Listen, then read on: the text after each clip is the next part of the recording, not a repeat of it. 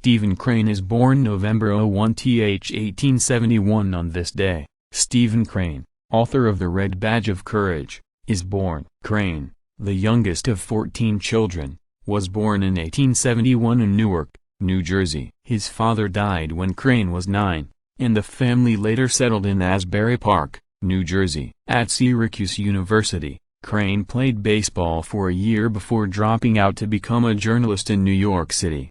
He worked briefly for several newspapers and scraped by in near poverty. While struggling to make a living, Crane closely observed the characters around him. In 1893, at age 23, he published Maggie, a Girl of the Streets, about a poor girl's decline into prostitution and suicide. Finding a publisher was difficult given the book's scandalous content, so Crane ultimately published it himself. The book was a critical success but failed to sell well. He turned his attention to more popular topics and wrote The Red Badge of Courage, 1895. The book was serialized by a newspaper syndicate, and Crane became an international celebrity at age 24. After the novel's success, the newspaper syndicate sent Crane to cover the West and Mexico. In 1897, he went to Cuba to write about the insurrection against Spain. On the way there, he stayed at a dingy hotel where he met Cora Howard Taylor, who became his lifelong companion. In 1897,